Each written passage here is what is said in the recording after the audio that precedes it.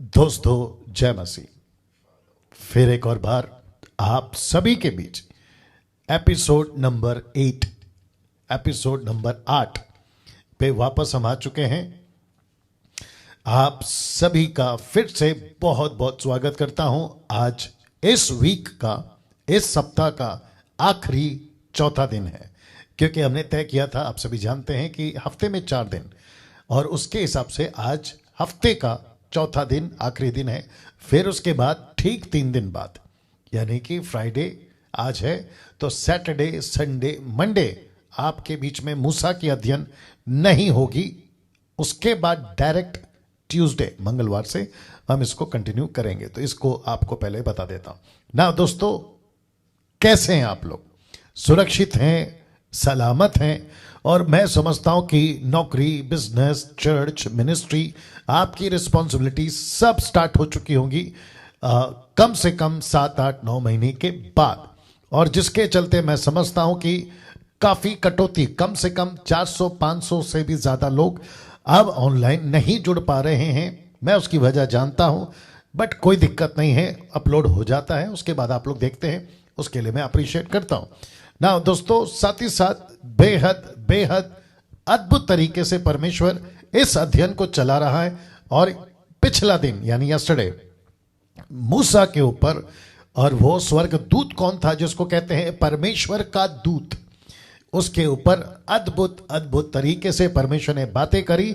मैं उसके लिए परमेश्वर का धन्यवाद देता हूं ना। साथ ही साथ दोस्तों, मुझे एहसास है कि किस तरीके से आप लोग जो हैं दूसरों को भी शेयर कर रहे हैं, दूसरों के साथ बांट रहे हैं। घर पर फैमिली को इकट्ठा कर कर आप लोग देख रहे हैं, वो चाहे झारखंड हो, इस तरह पंजाब हो, गुजरात हो, महाराष्ट्र हो, या फिर आपका बंगाल, कलकत्ता, नॉर्थ या अदर कंट्रीज। मुझे इस बात का एहसास हो रहा है क्योंकि आप में से कुछ लोग फोटोज, वीडियोस कॉल करके बता भी रहे हैं।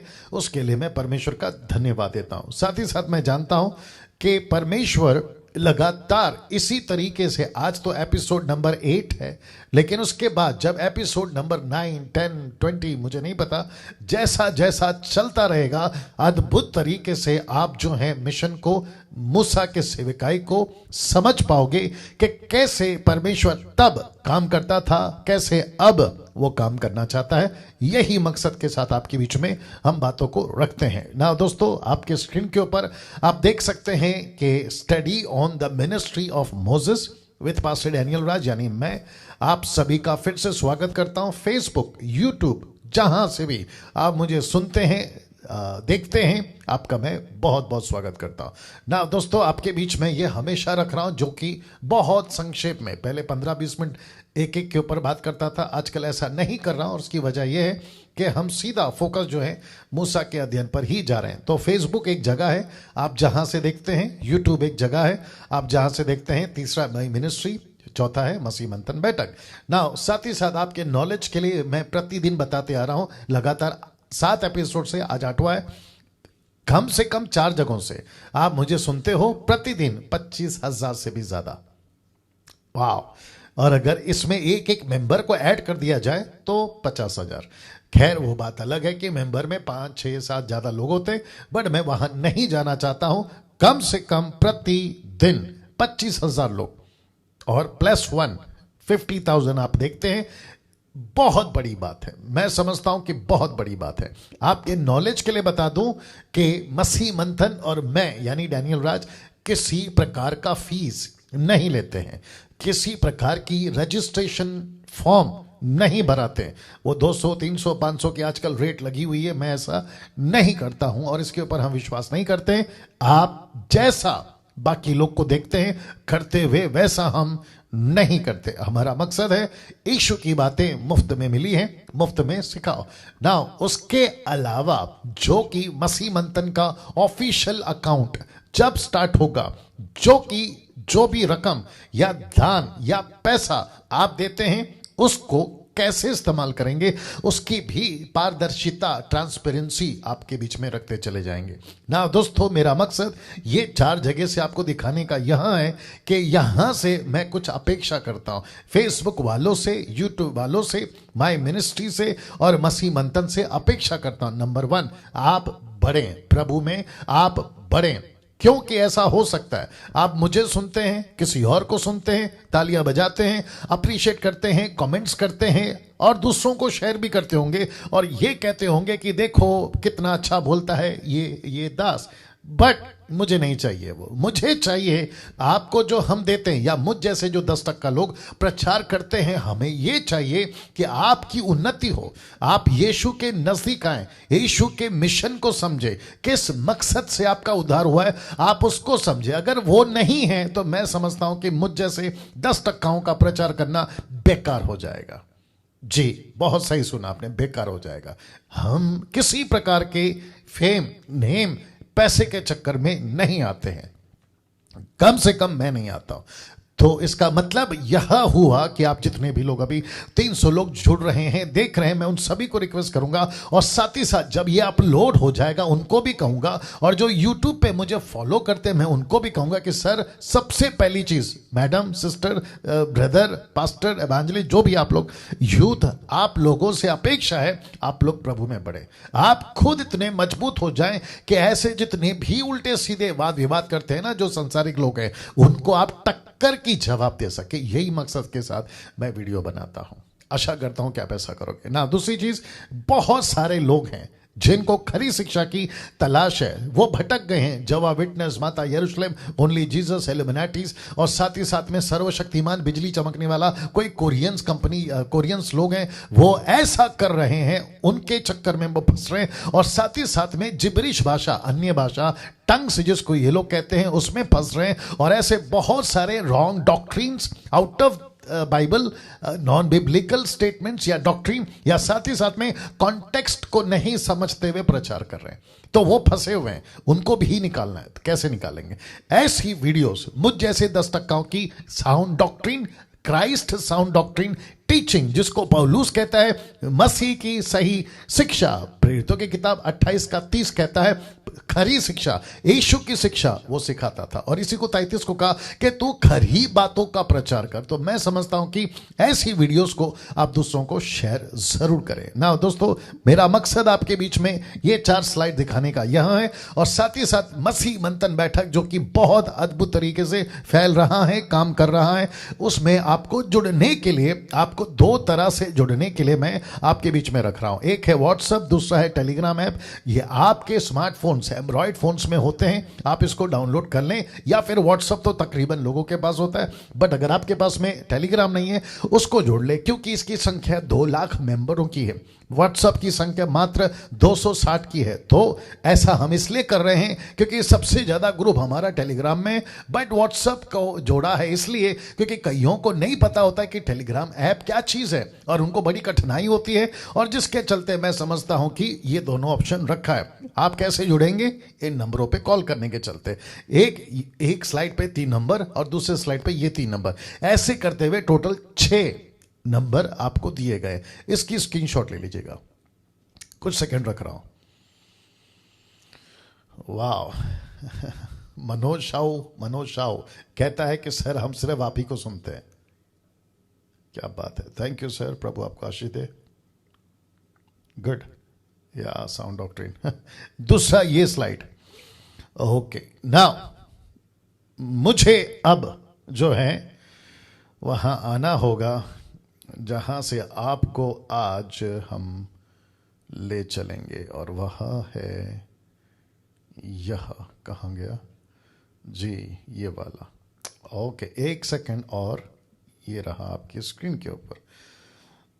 ओके, नाउ आपको याद होगा दोस्तों, अजीजों, परमेश्वर के लोगों, कि यहां पे हम कल रुक गए थे और मैंने कहा था कि यह अपोक्लिप्टिक है, दृष्टांत, जो कुछ उत्पत्ति की किताब जब स्टडी दे रहे थे, फिर दानियल, उसके बाद revelation, sons of God daughters of man, ऐसे करते हुए बहुत सारी अध्ययन जब दे रहा था, इवन मत्ती की किताब, मरकुस, लूका, यूहन्ना, मैं कह रहा था कि बहुत कुछ दृष्टांत में परमेश्वर यीशु बात करते थे।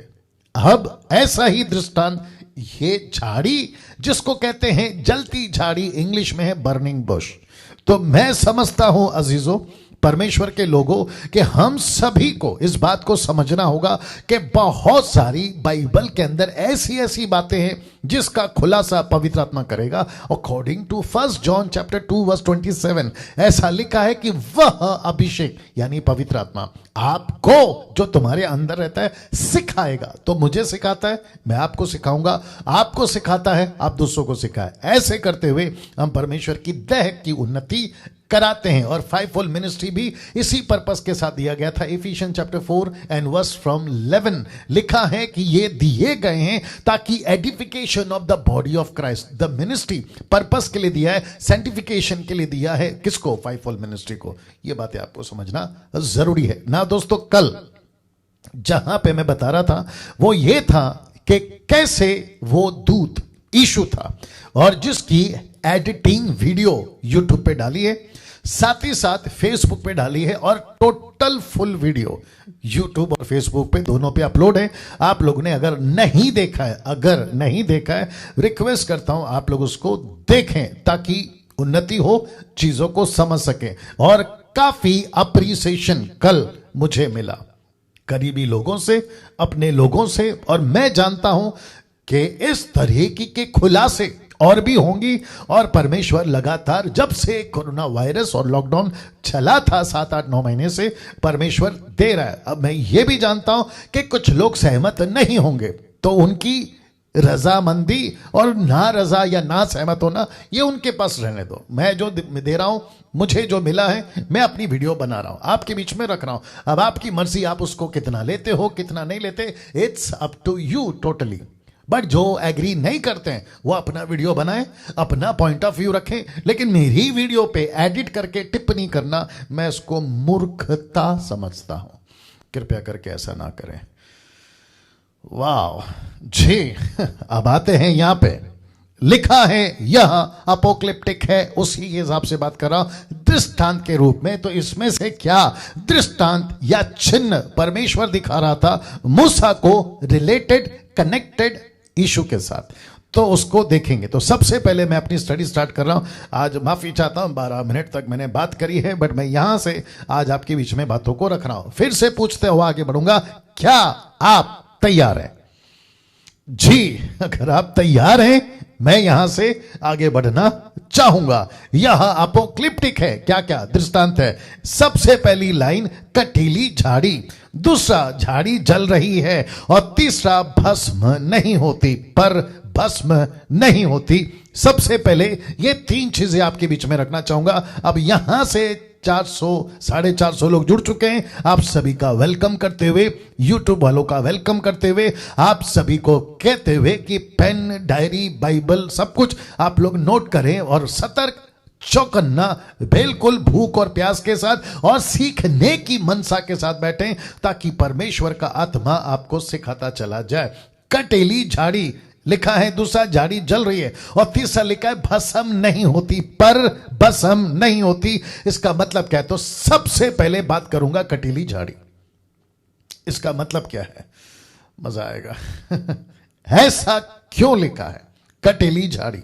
ना बात करते हैं उत्पत्ति 22:13। आपको यहां पर एक कनेक्शन देता हूं कि कटीली झाड़ी।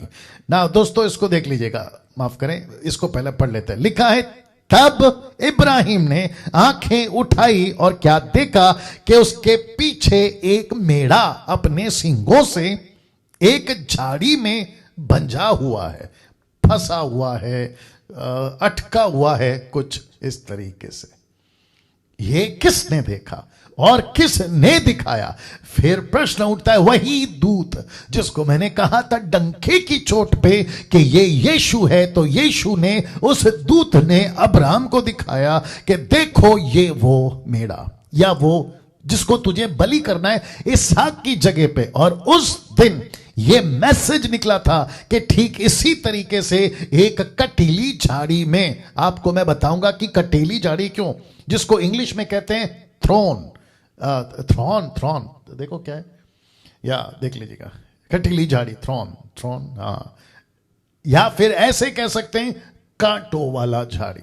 और आपको याद होगा, जो कि मैं फोटो भी दिखाऊंगा, कि ऐसा ही कुछ यीशु के सर पर भी कांटों का मुकुट रखा गया था। और जो कि बताता है, जो कि बताता है यीशु मसीह का मरना, यीशु मसीह का क्रूस उठाना, यीशु मसीह के लिए मर जाना, ये बात को बताता है ना। मैं यहां पे आपको फिर से बता दूं कि यीशु यहां पे सिद्धांत, माफ करें, चिन्ह के रूप में, अपोक्लिप्टिक के रूप में खुद को यहां पे बता रहा है कि एक ऐसा दिन आएगा जब मुझे ऐसा कांटों का मुकुट, मैं दिखाऊंगा आगे फोटो, कांटों का मुकुट मेरे सर पे रखा जाएगा। और जिसके चलते मैं समझता हूं कि यीशु उस दिन, और मूसा को, अब्राहम को, और वक्त वक्त पर दानियल को भी, कि अभिषेकित कट जाएगा। आपको याद होगा दानियल की पुस्तक में, लेकिन वो बच जाएगा, मैंने ये भी कहा था। तो कटीली ही झाड़ी क्यों, झाड़ी क्यों नहीं, या फिर कुछ और क्यों नहीं, कटीली झाड़ी क्यों?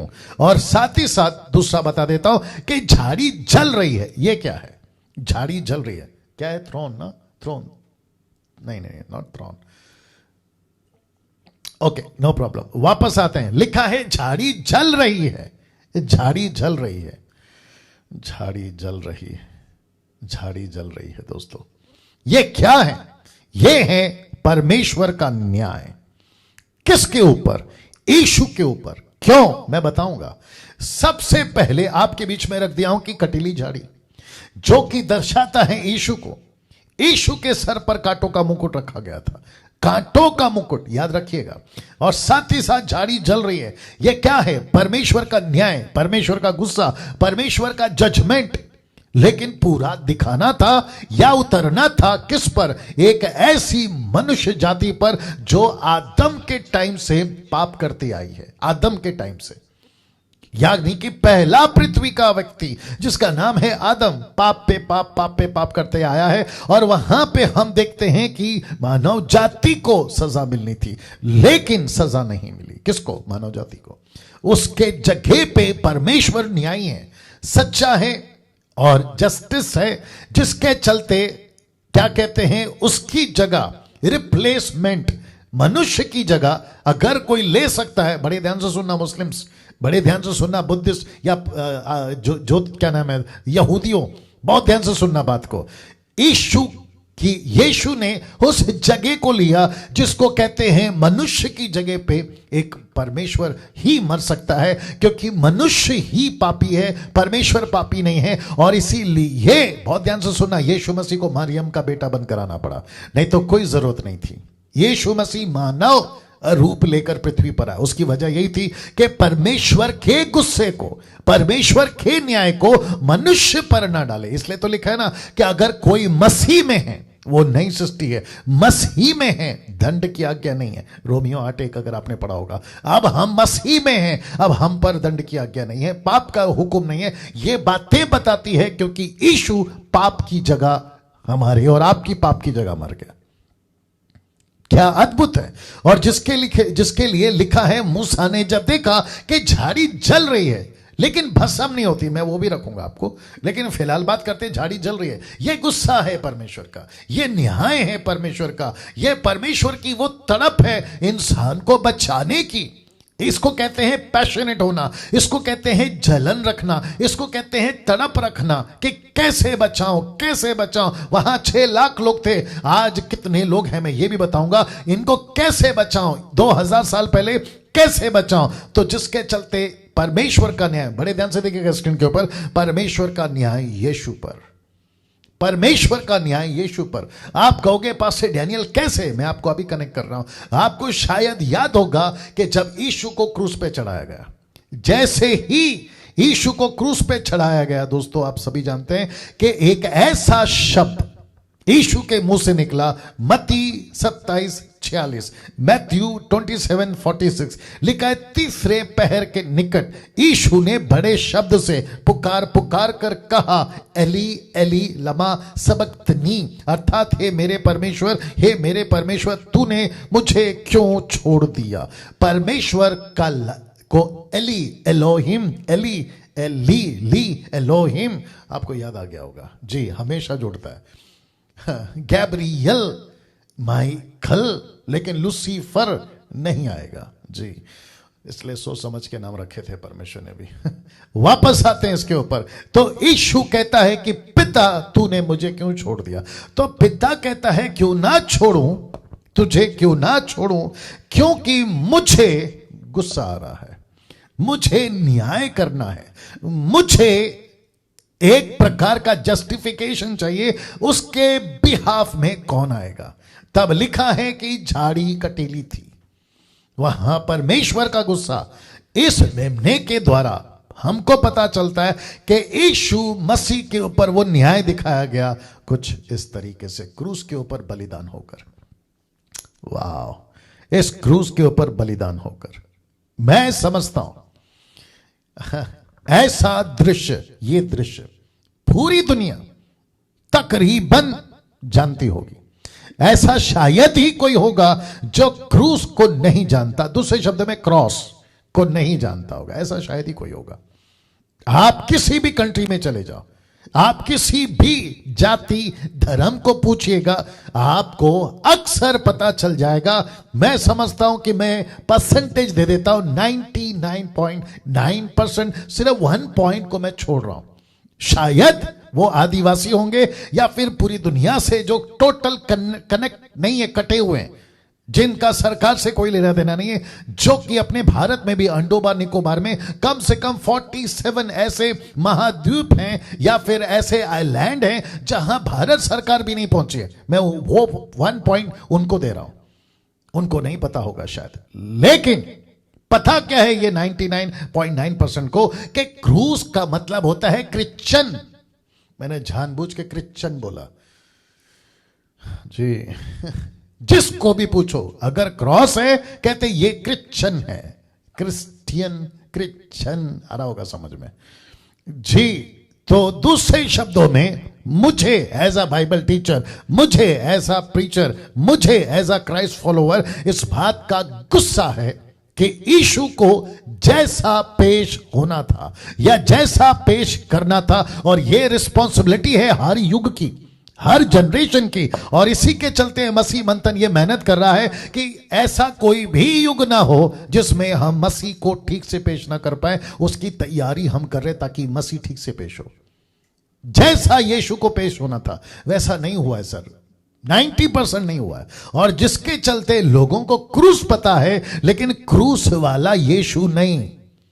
मैं रिपीट करता हूं कि संडे को मेरा प्रचार आप लोग जरूर सुनिएगा, बहुत गजब का प्रचार आ रहा है संडे को जी।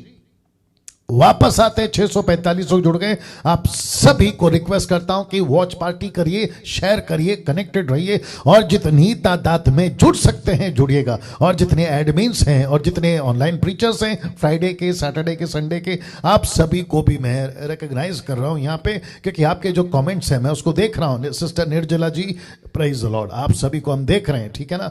या ब्रदर नरेंद्र, आपको भी हम देख रहे हैं, सबको देख रहे हैं जी। वाह, वापस आता हूं, यीशु को पेश करें या यीशु के क्रॉस को, आप ही बताइए। मैं रिपीट करता हूं, 1 कोरिन्थियन चैप्टर 1 वर्स 23 निकालो। 1 कोरिन्थियन हिंदी में 1 कोरिन्थियन 1:23, 1 कोरिन्थियन चैप्टर 1 वर्स 23। मैं रिपीट करता हूं, क्रूस को पेश करें या यीशु को। अब आप कुछ लोग कहोगे कि नहीं डैनियल भाई, क्रूस मतलब यीशु, यीशु मतलब क्रूस। नहीं मेरे भाई, बहुत बड़ी गलतफहमी में हो। यहां पे क्या लिखा है देखो, पौलुस कहता है परंतु हम तो उस क्रूस पर चढ़ाए हुए मसीह का प्रचार करते हैं, नॉट क्रूस का। आपके गले में क्रॉस लगाने से आप ईसाई नहीं बनते, ये तो बाहर का रूप है। मैंने बताया था पवित्रता के टाइम पे, आप सफेद पादरी का कपड़ा पहनने से आप क्रिश्चियन बन जाओगे, ये कोई गारंटी नहीं है। वो बात अलग है कि सफेद कपड़ा पहन के तुम कितने काले काम करते हो, वो बात अलग है, उसके ऊपर नहीं आऊंगा अभी। तो वापस आते हैं, आप सभी को यह बात को समझना होगा कि यीशु का क्रूस नहीं बल्कि क्रूस पे चढ़ा हुआ यीशु को पेश करना है। आपके चर्च के पुलपिट से, आपके सोशल मीडिया से, आपके स्कूल कॉलेज बिजनेस, आप जहां भी जाते हैं आपको यीशु को पेश करना है, क्रॉस को नहीं, क्रॉस को नहीं। तो वापस आते हैं, लेकिन परमेश्वर ने मूसा को इसी जलती झाड़ी में दर्शन दिया और लिखा है कि जल रही है। लेकिन इसको शांत किसने किया? तब से लेकर अब तक इसको शांत किया इस बलिदान ने, जिसको कहते हैं यीशु का बलिदान, और जिसके लिए लिखा यीशु कहता है मुझे क्यों छोड़ दिया। तो परमेश्वर कहता है कि यह मेरा न्याय है जो मैं मनुष्य पे नहीं डाल सकता। वाह, एक गजब की चीज आ रही है। आई थिंक अभी बोल देता हूं। आपको पता है, जब परमेश्वर ने आपको बनाया, मानव जाति को नहीं पूछा, अदम को जब बनाया नहीं पूछा, हवा को जब बनाया नहीं पूछा, आप जब पैदा हो रहे थे आपने भी या आपके माता पिता ने भी आपको नहीं पूछा, आप पैदा होते चले गए, पैदा होते चले गए, पैदा होते चले गए। लेकिन जैसे ही आदम गलती करा, परमेश्वर ने उसको नहीं पूछा, बहुत ध्यान से सुनना, बड़ी गजब की बात बोल रहा हूं, उसको नहीं पूछा गलती तूने की है, पेनल्टी कौन भरेगा, उसको नहीं पूछा। परमेश्वर ने कहा बेटा मैं जानता हूं कि तू पेनल्टी नहीं भर सकता, तो मनुष्य को बिना पूछे, हिंदुओं तुमको बिना पूछे, मुसलमानों तुमको बिना पूछे, बुद्धिस्ट, पारसी, आदिवासी, यहूदी, पृथ्वी के जितने भी धर्म आप जिसको भी लेके चलते हो, बड़े ध्यान से सुनना, आपको नहीं पूछा कि तुम पेनल्टी भरोगे, आपको बिना पूछे परमेश्वर ने खुद अपनी पेनल्टी यहां पे भर दी।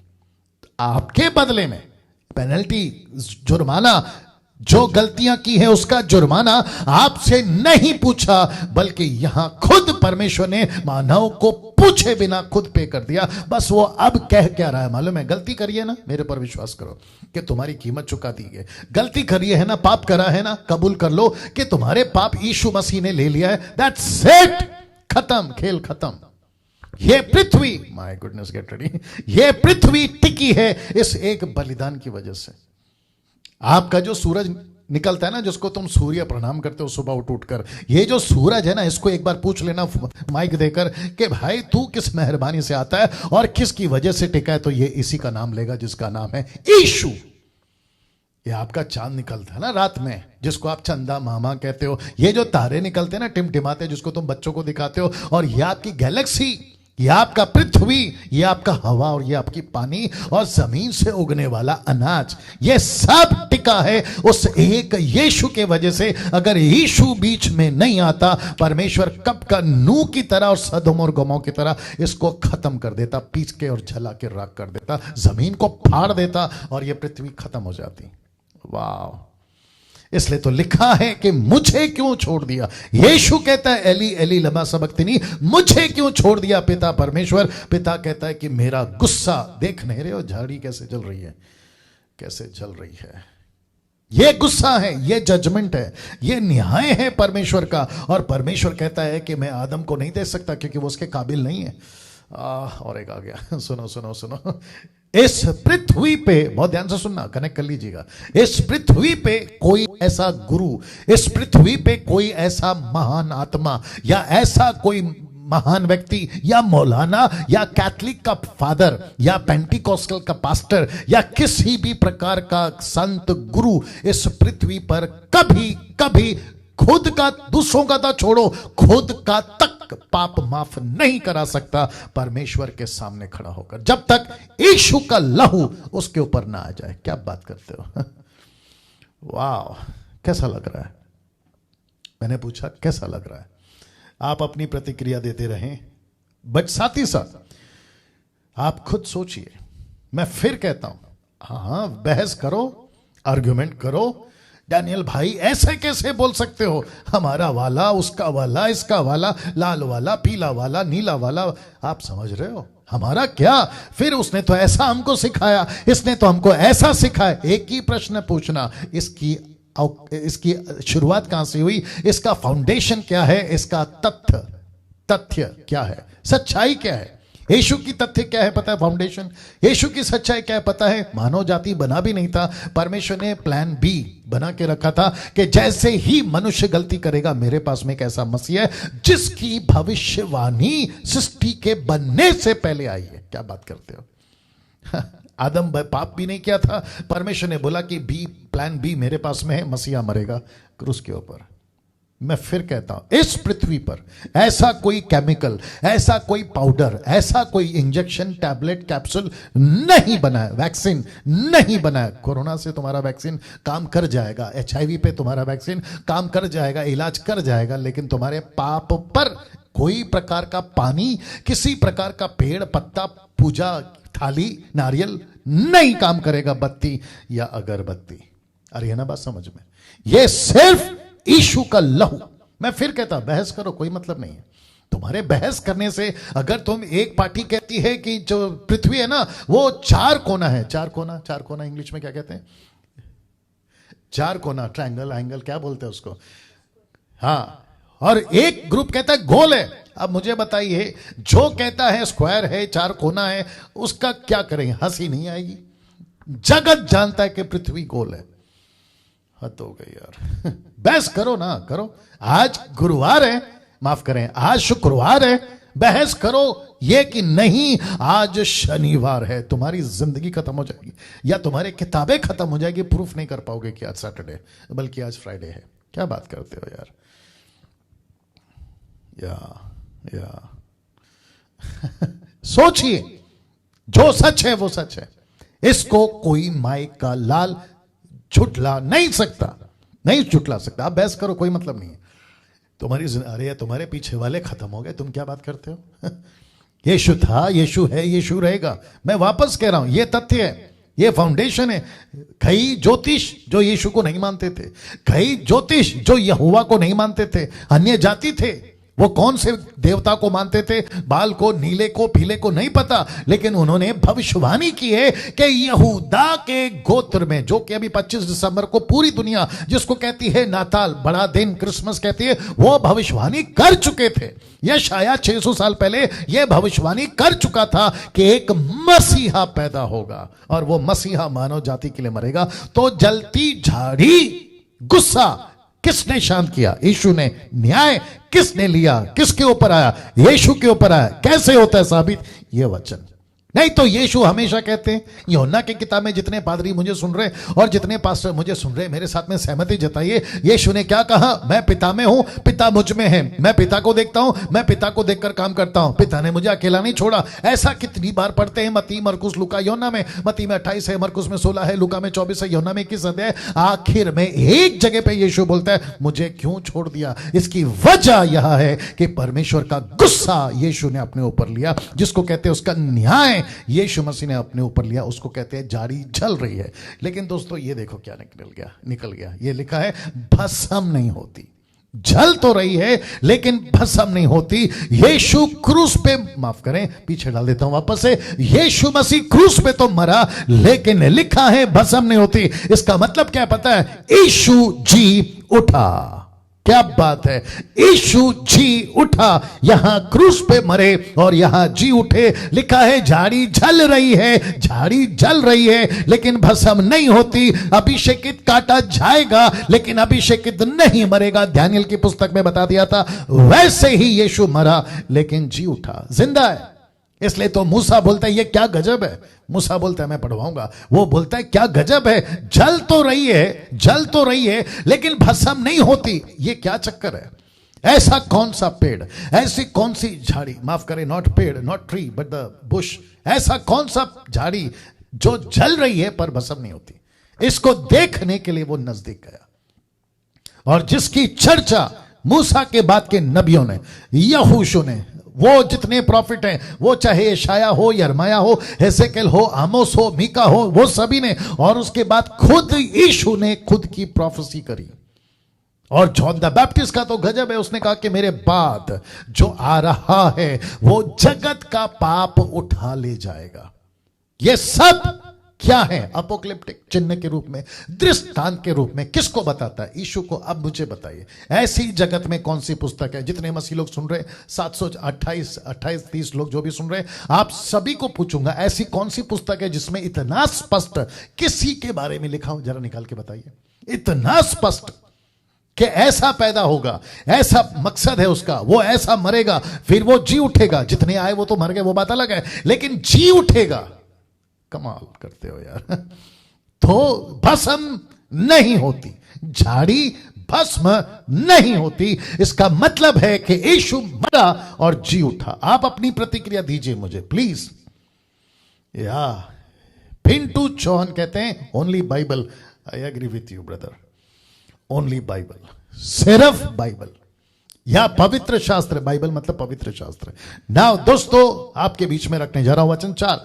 देखिए क्या लिखा है, गजब की बात लिखा है। लिखा है कि जब यहोवा ने देखा कि मूसा देखने को मुड़ा चला आता है, तब परमेश्वर ने, बहुत ध्यान से सुनना, इसी झाड़ी का बात फिर कर रहा हूं, लिखा है झाड़ी के बीच से। वाह, वापस आता हूं, लिखा है झाड़ी के बीच से। ऐसा क्यों नहीं लिखा कि झाड़ी में दर्शन दिया लेकिन अलग से पुकारा? नहीं लिखा है, ऐसा लिखा है कि झाड़ी के बीच से उसको पुकारा। ये झाड़ी के बीच से क्यों? इसका मतलब है, वापस पीछे ले जाता हूं, तो यीशु मसीह के बारे में जो कि अपोक्लिप्टिक है, मैं बता चुका हूं कि झाड़ी, कटीली झाड़ी यीशु। दूसरा क्या है? झाड़ी जल रही है, परमेश्वर का न्याय। न्याय किसके ऊपर आया? यीशु के ऊपर आया। तीसरा क्या है? भस्म नहीं होती, यीशु जी उठा है।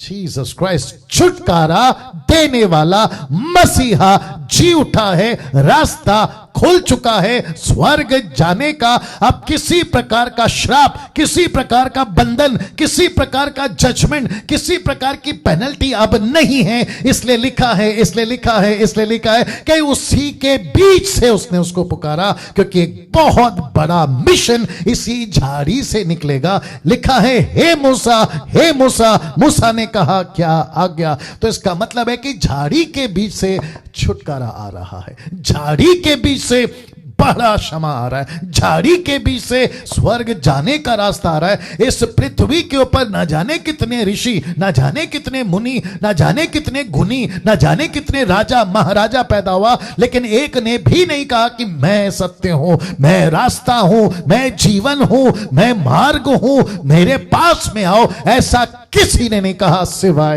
यीशु के। वाह, सिवाय यीशु के। इसका मतलब क्या है?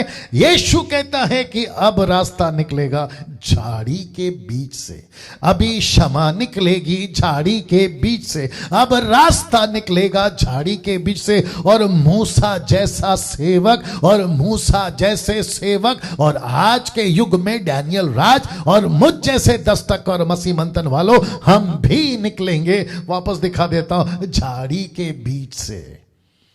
क्या बात है, क्या बात है दोस्तों, कैसा लग रहा है?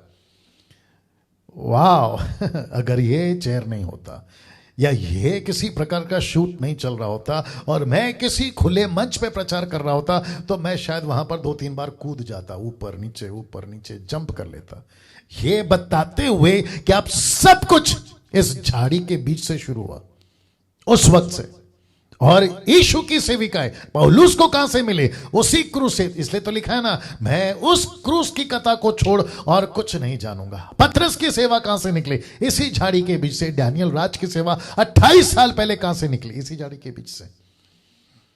वाह, इसका मतलब है हम सभी को परमेश्वर ने जो चुना है ना, वापस रखता हूं, मजा आएगा आपको। ऐसा लिखा है कि उसने नाम लेकर बुलाया। ओके, और एक कनेक्शन देता हूं आपको, जब मैं मंडे से कंटिन्यू करूंगा इसी एपिसोड नंबर 9, 10, 11, 12 जो बताऊंगा, मैं आपको यह भी बताऊंगा कि इसका जो ससुर है वो है मिदानी, इसकी जो पत्नी है ना वो भी है मिदानी, मीडियंस मिदानी, ठीक है ना? वो इजरायली नहीं थे, वो हिब्रू नहीं थे। इसका मतलब है जो गिडियन 700 साल की गुलामी में फिर चले गए, 7 साल, माफ करें, 7 साल की गुलामी में फिर चले गए थे, वो कौन सा ग्रुप था? मीडियन। जो मूसा का ससुर का ग्रुप है। बाप रे, इसका मतलब है कि मूसा जहां से भागा वहां उसका नाम पसंद नहीं है। जो ससुर है उसको मूसा का नौकरी पसंद है लेकिन नाम पसंद नहीं है। उसकी पत्नी सिपोरा, जो कि मैं कनेक्ट करूंगा 4 अध्याय वचन 24 से 25-26 तक में मंगलवार को, उसको भी परमेश्वर का एक आज्ञा पसंद नहीं है। मैं कनेक्ट करूंगा क्या है वो आज्ञा जिसके चलते परमेश्वर ने कहा मैं इसको मार दूंगा। वो इसको कौन है? इंग्लिश में लिखा है हिम, HIM, हिम। मैं उसको भी कनेक्ट करूंगा लेकिन अभी नहीं, अभी पत्ते नहीं खोलूंगा, अभी डिस्क्लोज नहीं करूंगा, ठीक है ना। तो इसका मतलब है कि मूसा को इस 80 साल में जिसका नाम नहीं सुनना चाहता था कोई, उसको इस झाड़ी के बीच में से उसका नाम जब पुकारा जा रहा है तो वो सोच रहा होगा वाह, सृष्टिकर्ता जिसने पूरे प्लैनेट को बनाया, जिसने पूरी दुनिया को बनाई है, वो किसी का नाम लेकर अगर बुला रहा हो मूसा मूसा, इंग्लिश में लिखा है मोसेस मोसेस। अब आप सोच के देखिए मूसा को कैसा लगा होगा कि मुझे कोई पूछता नहीं, मुझे कोई सुनता नहीं, मेरा नाम किसी को पसंद नहीं है। अभी यहां पे जो लोग देख रहे हैं ना फेसबुक और यूट्यूब वालों, आपको भी कहना चाहता हूं, हो सकता है कि आपका नाम किसी को पसंद ना हो सकता है कि आपको कोई पसंद ना करता हो सकता है कि आप सोच रहे हो कि मेरा नाम कब यूट्यूब पे, मेरा नाम कभी अखबार पे, मेरा नाम कभी मीटिंग में, बड़े बड़े होर्डिंग में, या फिर किस प्रकार से मेरा नाम। परमेश्वर कहता है कि बेटा इंतजार कर सही वक्त का और सही तैयारी का, तेरा नाम भी बुलाया जाएगा, क्योंकि मैं रख रहा हूं, मैं रख रहा हूं, मैं समझता हूं रख ही देता हूं। मूसा को आवाज कब लगाई? लिखा है जब सही वक्त आया तब, और जब मूसा पूरा तैयार हो चुका था तब। इसलिए लिखा है हमको भी वक्त और तैयारी दोनों करनी है। जितना तुम जानते हो उतना ही प्रभु बताएगा, मैं उसको बाद में बताऊंगा। तो वापस आते हैं कि मूसा मूसा, मोसेस मोसेस। मूसा का माथा चकरा गया होगा, बोला एक तो झाड़ी जल रही है, ऊपर से भस्म नहीं होती है, और अचानक से एक आवाज निकलती है पैर से चप्पल उतार ले, क्योंकि ये परमेश्वर का जगह है और ये पवित्र जगह है, जो कि मैं बता चुका हूं पहले या दूसरे तीसरे एपिसोड में। और अब परमेश्वर कहता है मूसा मूसा। इसका मतलब क्या अजीजों, मैं कनेक्ट कर रहा हूं, इसका मतलब है कि परमेश्वर मूसा को जानता है कब से, जब से वो पैदा हुआ है। परमेश्वर की आंखें उसके ऊपर लगी हुई थी।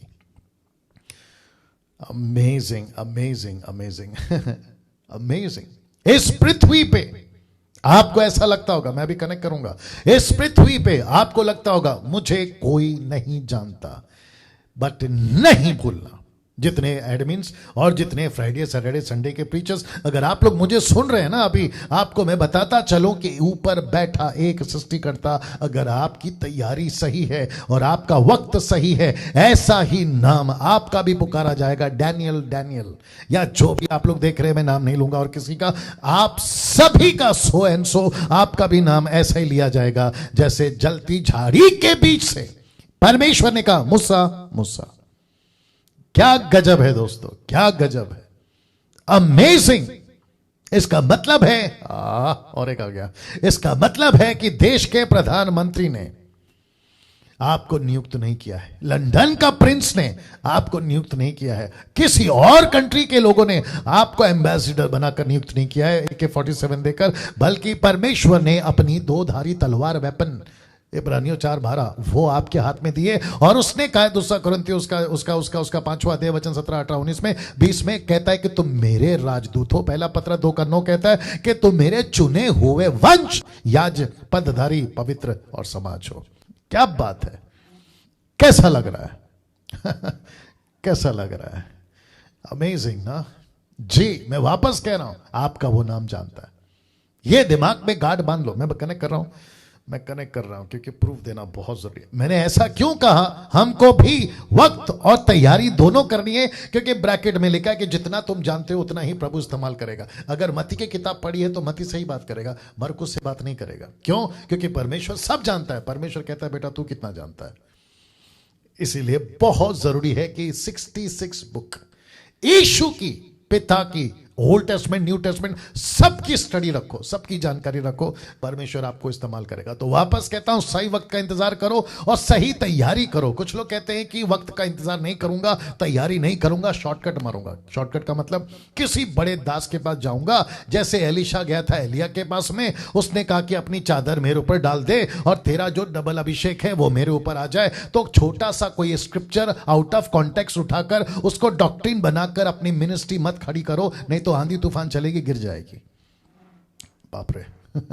कुछ लोग क्या कहते हैं, बड़े सेवक के पास में जाऊंगा अफ्रीका और वहां पर जो जिसको डैडी डैडी पप्पा पप्पा बुलाते हैं, मैं उसको कहूंगा कि papa pray for me, daddy pray over me, और आपका हाथ मेरे ऊपर रख दो, आपका जो अभिषेक के तेल है मेरे ऊपर डाल दो, फिर मैं अनॉइंटेड होकर वहां से आऊंगा, कभी गुजरात, कभी पंजाब, कभी नॉर्थ, कभी साउथ में जाकर सेवा करूंगा और खुद का नाम रखूंगा, apostle so and so, profit so and so. ऐसे 50 आएंगे और 50 जाएंगे। बाइबल कहती है उनका फाउंडेशन अगर सही है वो टिकेंगे, अगर नहीं है खत्म, पहली बारिश में खत्म। अब जिसको समझ आ रहा है एंजॉय करिए। वाह। नाउ दोस्तों इसको देखिए, आपके बीच में रखने जा रहा हूं। नाउ सबसे पहले यशाया की किताब 43 का 1, 43:1 या यशाया 43:1 लिखा है कि हे इज़राइल तेरा रचने वाला और हे याकूब तेरा सर्जनहार यहोवा अब यूं कहता है मत डर। मैं रिपीट करता हूं, मत डर, क्योंकि मैंने तुझे छुड़ा लिया है और मैंने तुझे नाम लेकर बुलाया है, तू मेरा ही है।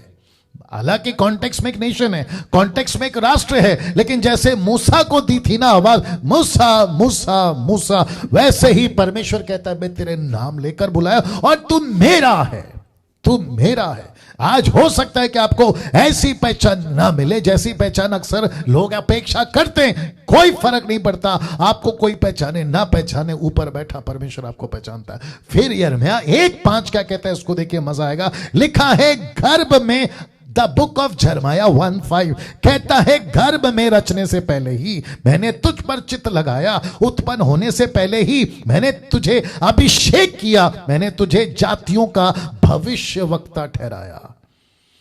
वाह। इसका मतलब क्या है? इसका मतलब है कि मूसा, जो उसकी मां थी ना जकब्बेद, उसको 3 महीने तक छिपा रखी, फिर ऐसा लिखा है कि जब नहीं छिपा सकी तो उसको पानी में फेंक दी, या दूसरे शब्दों में टब में छोड़ दी। इसका मतलब क्या मालूम है? उसकी मां की ताकत खत्म हो गई, उसकी मां का स्ट्रैटेजी खत्म हो गया, उसका मां का वो सारा पावर खत्म हो गया, अब बच्चे को नहीं संभाल सकती। लेकिन एक ऐसा परमेश्वर जो बच्चे को तुम्हारे मां की कोख से चित लगाया, उसकी नजर तुम पे पड़ गई है। इस पृथ्वी का कोई भी तुर्रम खान, इस पृथ्वी का कोई भी माइके लाल कहेगा मैं तुझे नहीं छोड़ूंगा। परमेश्वर के पास इतनी ताकत है कि वो तुमको बचा भी सकता है, अभिषेक कर भी सकता है और जातियों का भविष्यवक्ता ठहरा भी सकता है। क्या बात करते हो?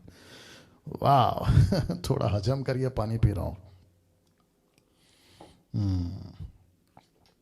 दोस्तों कैसा लग रहा है जी? आप लोग टाइप कर रहे हैं, मैं देख रहा हूं, काफी लोग टाइप कर रहे हैं, करते जाइए और आपका जो टिक टिक है ना वो भेजते जाइए, अच्छा लगता है। Amazing amazing. वापस आता हूं, यीशु आपको नाम लेकर बुला रहा है। इस वक्त अभी जब आप सुन रहे हैं, आपके दिल में एक बात को गांठ बांध लो, अगर इस पृथ्वी पे मैं पैदा हुआ हूं लड़का लड़की बनकर, अगर इस पृथ्वी पे मैं पैदा हुआ हूं, मैं एक मकसद के लिए पैदा हुआ हूं। मैं, माय गुडनेस, मैं बकरी नहीं हूं कि पैदा हुई काट दो और किसी के प्लेट में सज जाऊं। मैं कोई जानवर नहीं हूं, मैं कोई पक्षी नहीं हूं कि कोई भी मुझे गोली से मार दे या पत्थर से मार दे। मैं एक इंसान हूं जिसने मुझ पर चित्त लगाया है, मेरा अभिषेक किया है और मुझे जातियों का भविष्यवक्ता ठहराया है। और क्या बता सकता हूं? बताइए, और क्या बता सकता हूं? सोचिए आप इस प्लेनेट के ऊपर नाउ, अर्थात ये रहा कांटों का मुकुट और ये रहा बिल्कुल सिमिलैरिटी जो यीशु के सर पर डाला गया था। और ऋग्वेद, मैं ढूंढ रहा था गूगल में, मुझे नहीं मिला, लेकिन अगर कोई जानता होगा, ऋग्वेद में लिखा है कि झाड़ी में एक मेमना फंसा है और उसको बलिदान करने से मानव जाति का उद्धार होगा। मैं उसको बहुत ढूंढ रहा था, मुझे नहीं मिला, बट कोई बात नहीं, हमारे लिए बाइबल काफी है। दूसरे क्या कहते हैं हमको कोई फर्क नहीं पड़ता, या कोई बॉदर नहीं है, ठीक है ना? ये काफी है, जो यीशु ने कहा वो काफी है। अर्थात क्या लिखा है? इजरायलियों को छुटकारा मिला झाड़ी के बीच से, यीशु के बलिदान से। वापस आना होगा। यहां लिखा है इजरायलियों को, यहां लिखा है एक ऐसी जाति को जिसको कहते हैं 6 लाख पुरुष, एक ऐसा ग्रुप, एक ऐसे लोग जिसको कहते हैं इजरायली। बट आज की तारीख में क्या? तब मिला था छुटकारा इजरायलियों को, लेकिन ठीक आपके बगल में एक और झाड़ी है जो यीशु के सर पर रखा गया, जिसको कहते हैं कांटों का मुकुट। जी, ये यीशु के सर पर रखा गया। तो इसका मतलब है आज पूरी दुनिया को छुटकारा यीशु के द्वारा ही मिलेगा। मैं रिपीट करता हूं, यीशु के द्वारा ही मिलेगा। दैट्स इट, दूसरा कोई रास्ता नहीं है। बहस करना है करो, आर्ग्यूमेंट करना है करो, डिबेट करना है करो, कोई फर्क नहीं पड़ता। सत्य सत्य है। That's it. जी, दूसरा, मूसा को सेवा मिली झाड़ी के बीच से ही, मूसा को सेवा मिली। और तीसरा, और आज पूरे विश्व को छुटकारा मिलेगा झाड़ी के बीच से ही। देख लीजिए, झाड़ी के बीच से ही। उस वक्त में इजराइल छुटकारा, मूसा को सेवा, झाड़ी के बीच से पूरी विश्व को छुटकारा मिलेगा झाड़ी के बीच से। अब इसको देखो, मैं बताता हूं कैसे। क्योंकि इब्रानियों 7:25 कहता है, इसीलिए जो कोई उसके द्वारा, ब्रैकेट में यीशु, परमेश्वर के पास आते हैं। मूसा परमेश्वर के पास आ रहा था झाड़ी के बीच से, फिर उनका पूरा पूरा उद्धार कर सकता है, क्योंकि वह उनके लिए विनती करने को सर्वदा जीवित है। वो झाड़ी जल रही है, वो झाड़ी भस्म नहीं हो रही है, और झाड़ी के बीच से परमेश्वर छुटकारा दे रहा है। कैसा लग रहा है दोस्तों? कैसा लग रहा है? क्या कभी इस तरीके से ये बर्निंग बुश का खुलासा आपको मिला था? मैं दे रहा हूं, इसका घमंड मुझे नहीं है। मैंने क्यों ये बात को निकाला? क्योंकि YouTube के ऊपर जो हम लिखते हैं ना कि मसीह इतिहास में पहली बार मूसा की सेविकाई पर ऐसा खुलासा, मैं उस स्टेटमेंट को जस्टिफाई कर रहा हूं, उसके साथ ईमानदारी कर रहा हूं। मेरा मकसद, जब से मैंने ये स्टार्ट किया है कुछ 5-6 सालों में, मेरा मकसद एक ही है कि यीशु की वो छुपी बातें, जिसको कहते हैं ना, गड्ढा करो और मोतियां निकालो, गड्ढा करो और खजाना निकालो, ये मैं निकाल रहा हूं। मैं प्रतिदिन बाइबल में से गड्ढा करता हूं, वचन में से गड्ढा करता हूं, जिसको कहते हैं इंग्लिश में डिग करता हूं, और उसमें से खजाना निकालता हूं और आपके बीच में परोसता हूं, और वो भी बिना किसी कीमत या पैसे के। वो बात अलग है।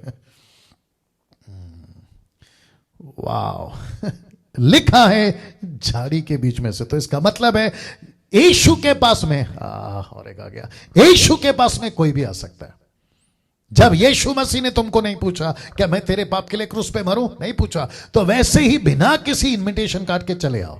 क्या बात है। वापस आऊं, जब यीशु क्रूस पे मरा था ना, तो आपको पूछ के नहीं मरा था कि भाई तू हिंदू है तो मैं तेरे लिए मर रहा हूं, तू मुस्लिम है तो मैं तेरे लिए मर रहा हूं, तू यहूदी है तो मैं तेरे लिए मर रहा हूं, ऐसा नहीं पूछा। तो वैसे ही यीशु मसीह के या किसी के भी इनविटेशन के बिना आप सीधे चले आए और बस इतना कहो कि मैं कबूल कर लेता हूं, मुझे यकीन हो गया। रोमियो 10:9 हिंदी में, रोमियो 10:9 निकालो, 10:9 से 10 तक में। जी, ऐसा लिखा है, चले आओ। बस आपको करना क्या है पता है अजीजों? बताता हूं आपको करना क्या है, मैं आपको अभी बताता हूं। लिखा है रोमियो 10:10 में, माफ करें 9 से 10 तक में, 10:9 से 10 तक में लिखा है, यदि तू अपने मुंह से यीशु को प्रभु जानकर अंगीकार करे। ये कौन है यदि तू? ये तू कौन है? तुम हिंदू, तुम मुस्लिम, तुम सिख, तुम ईसाई, तुम बुद्धिस्ट, तुम पारसी, तुम यहूदी, तुम आदिवासी, तुम जंगली, अमीर, गरीब, ऊपर वाले, नीचे वाले, जो भी आप हैं। लिखा है तू अपने मुंह से को यीशु को प्रभु जानकर अंगीकार करे, अपने मन से विश्वास करे कि परमेश्वर ने उसे मरे हुओं में से जिलाया, तो तू निश्चय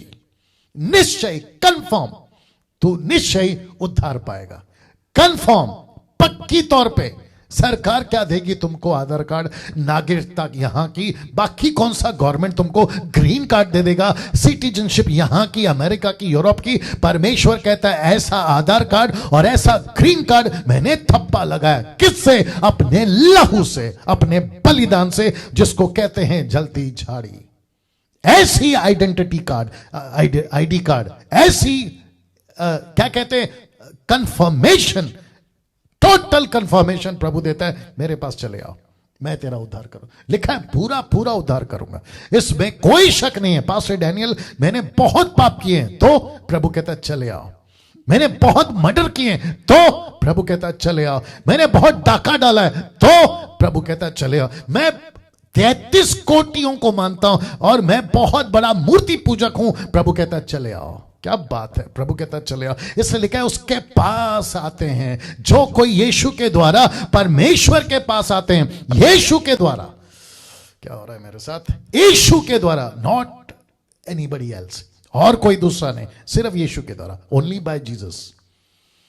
आप किसी आर को, आप किसी एच को, आप किसी एम को, आ रही है ना बात समझ में? आप किसी एस को, आप किसी एन को, टी को, वाई को, जेड को उठाकर लेकर आओगे और ऑलमाइटी गॉड के पास में खड़े हो जाओगे कि मैं पूरी जिंदगी इसको फॉलो करता था, ये मेरा गुरु है, ये मेरा पादरी है, ये मेरा वो है, और इसके सहारे मैं जो है पूरी जिंदगी जिया हूं, अब मैं मर गया हूं, ये मेरा गुरु है, आप इसके वजह से मेरे को माफ करो। परमेश्वर पिता एक ही बात पूछेगा, कौन है ये एन, कौन है ये एम, कौन है ये एस, कौन है ये टी, वाई जेड, वो जे कहां है?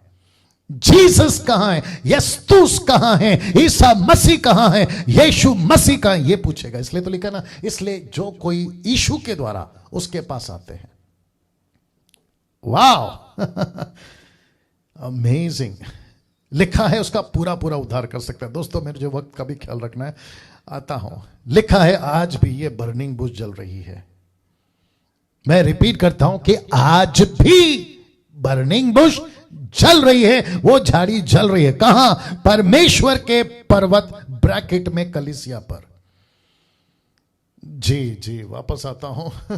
आपकी मुंबई की चर्च परमेश्वर का पर्वत है, आपका पूना का चर्च परमेश्वर का पर्वत है, आपका नागपुर का चर्च परमेश्वर का पर्वत है, Sholapur, Kolhapur, AP, KP, MP, UP, Jammu, Kashmir, Gujarat, Punjab, Rajasthan, क्या कहते हैं आपका झारखंड, और फिर इस तरफ में कलकत्ता, बांग्लादेश, नागालैंड, नॉर्थ, आपका हिमाचल, आपका पूरी दुनिया की कलीसिया आज भी बर्निंग बुश है। लेकिन प्रभु कह रहा है, लिखा है तब एकमात्र एक राष्ट्र था, आज पूरा विश्व है 7.8 बिलियन, जिसको कहते हैं 780 करोड़। 780 करोड़। उस वक्त 6 लाख था, एक राष्ट्र। उस वक्त में एक मूसा था, एक व्यक्ति। लेकिन आज परमेश्वर कहता है 780 करोड़ को बचाओ। और जिसके लिए, ये आ गया यीशु, जिसके लिए इब्रानियों एक साथ, पता है यीशु क्या कहता है? बहुत ध्यान से सुनिएगा। लूका 12 का 49 निकाल के रखो। लूक 12:49 जी, लिखा है यीशु तैयार कर रहा है अपने मूसा। कैसे? जैसे यहां पर पिछले में कहा था कि मूसा मूसा, हे मूसा मूसा, परमेश्वर यीशु मसीह कहता है मैं भी अपने मूसा तैयार कर रहा हूं। कैसा? मैं जब मांगूंगा तब देना। लिखा है इब्रानियों एक साथ में, स्वर्ग दूतों के विषय में कहता है वे अपने दूतों को पवन, हवा, विंड, हवा, लेकिन अपने सेवकों को क्या कहता है? देखिए, लिखा है धधकती आग। वाह लिखा है धधकती आग। तो यीशु अपने सेवकों को इस तरीके से तैयार कर रहा है। मसीह मंथन वालों, यूट्यूब के जितने सुन रहे वो, यूट्यूब के जितने सब्सक्राइबर्स है वो, फेसबुक पे जितने सुन रहे हैं 700 के ऊपर, आप सभी को कहना चाहता हूं यीशु अपने मूसा तैयार कर रहा है, और कुछ इस तरीके से जिसको कहते हैं धधकती आग बनाता है। धधकती आग। लूका की किताब उसका 12 का 49 क्या कहता है? लूक चैप्टर 12 वर्स 49 लिखा है मैं पृथ्वी पर आग लगाने आया हूं। मैं पृथ्वी पर आग लगाने आया हूं। जीसस क्राइस्ट, कैसे बताऊं? इस प्लैनेट पर जितने यीशु के सेवक हैं, जिसको कहते हैं सच्चे सेवक, 10%, वे सब धधकती आग है। वो सब धधकती आग है। क्या इस बात का एहसास आपको है? जो परमेश्वर आपके अंदर है ना, वो परमेश्वर खुद आग है। यीशु आग है, परमेश्वर आग है। अभी आग के चक्कर में पारसियों की तरह आग की पूजा करते मत बैठना, मेरा मकसद वो नहीं है। परमेश्वर आग में प्रकट हुआ। मैं बता चुका हूं एपिसोड में, 1, 2, 3 के एपिसोड में बता चुका हूं कि मूसा को दर्शन मिला आग में, इस्राएलियों को दर्शन मिला आग में, और जॉन द बैप्टिस्ट भी कहता है कि वो जो आने वाला है। नाउ यीशु कहता है धधकती आग। इस वक्त में जो यहां बैठा है डैनियल राज, परमेश्वर मुझे कहता है कि डैनियल तू धधकती आग है। और जीसस क्राइस्ट, क्या हो रहा है आज? हम पेट्रोल से नहीं जलते, हम डीजल से नहीं जलते, हम कैरोसिन से नहीं जलते, हम किसी प्रकार के सल्फर से नहीं जलते जो बुफे में होता है ना, सफेद कलर का सल्फर, हम उससे नहीं जलते। हम किसी बत्ती तार या करंट से नहीं जलते। हम सब परमेश्वर की पवित्र आत्मा के द्वारा जलते हैं। क्या बात करते हैं यार? सोचिए आप कौन है। आप गांव में सेवा कर रहे हैं, आप धधकती आग हैं। आप शहर में सेवा कर रहे हैं, आप धधकती आग हैं। आप अदर कंट्रीज में सेवा कर रहे हैं, धधकती आग हैं। और इस धधकती आग का सामना आप सोच के देखिए, कोई कर पाएगा? यह बात अलग है कि हम मसीह के लिए कटने को तैयार हैं। यह बात अलग है हम मसीह के लिए जलने को तैयार हैं। यह बात अलग है कि आप हमको खत्म कर सकते हो, लेकिन आग लगाकर ही जाएंगे। यह मकसद और यह बात आपके दिमाग में गांठ बांध लीजिए। वाह कैसा लग रहा है दोस्तों? फिर कह रहा हूं, अगर यह खुला मंच होता, उछल जाता। इसको पौलुस कहता है। कैसे कहता है देखिए, लिखा है 1 कुरिन्थियों 1:1 में, पौलुस की ओर से जो परमेश्वर की इच्छा से यीशु मसीह का प्रेरित होने के लिए बुलाया गया। तो पौलुस किसका सेवक था? यीशु का।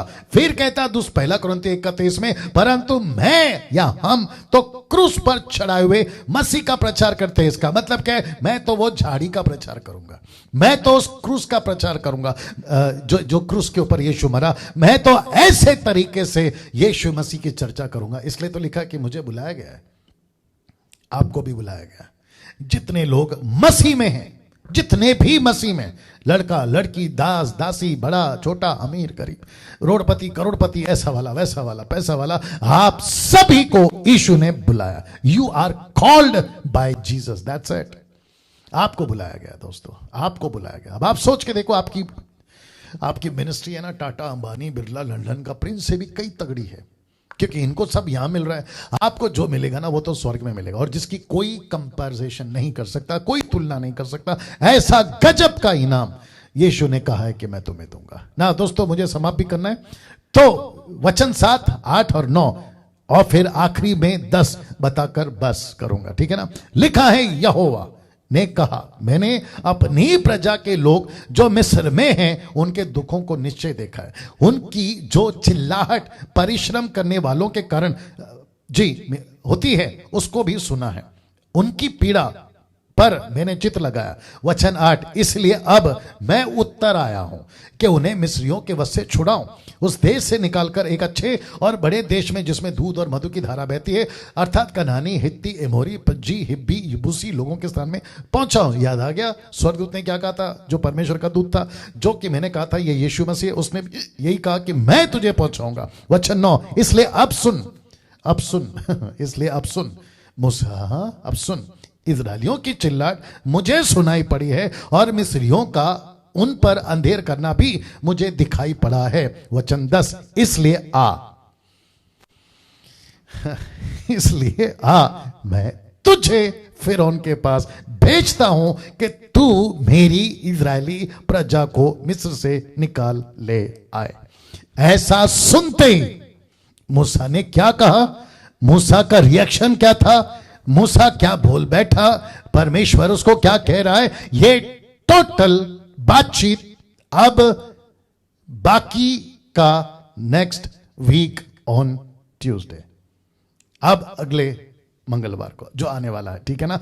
तो मैं यहां पे समाप्त कर रहा हूं और इस क्या कहते हैं स्टेटमेंट के साथ में कि आप सभी यीशु की धधकती आग वाले सेवक हैं। आप सभी के पास में अपना मिशन है, उसको नहीं भूलना। डंके की चोट पे सेवा करो, किसी के बाप से मत डरो, यीशु के साथ में काम करो। सही वक्त पूरी तैयारी, याद रखो, सही वक्त पूरी तैयारी के साथ। परमेश्वर आपका खूब इस्तेमाल करे। कल कहां गया, पीछे जाना पड़ेगा। ओके, कल एक प्रोग्राम जो स्टार्ट किए थे और पिछले हफ्ते 19-20 हुआ था, गड़बड़ हुई थी और जिसके चलते मैं नहीं दिखा था, बट कल सेटअप पूरा चेंज होगा, अच्छी आवाज के साथ मैं आपको बिल्कुल सामने दिखूंगा जैसे अभी दिख रहा हूं, और जितने भी पैनल के मेंबर्स हैं वो आपको स्क्रीन के ऊपर दिखाई देंगे। तो ऐसे करते हुए कल वचन पे चर्चा ठीक है रात 8 बजे से 9 बजे तक करेंगे, और फिर उसके बाद में संडे ऑनलाइन चर्च, जो कि गजब का टॉपिक है, पाप और शैतान के बाद खतरनाक शब्द, जिसका पोस्ट मैं फेसबुक पे डालूंगा। एक और शब्द है, वो जितना खतरनाक शैतान, जितना खतरनाक पाप, उसका डबल खतरनाक वो एक शब्द है। कौन सा है मैं बताऊंगा आपको, ठीक है ना। तो संडे को भी ये टॉपिक पे प्रचार होगा, फिर मंडे को गैप होगा, फिर डायरेक्ट मंगलवार को आपसे मुलाकात होगी मूसा के अध्ययन के ऊपर। दोस्तों अपना ख्याल रखें, मुलाकात कल करेंगे वचन की चर्चा पर। जय मसीह।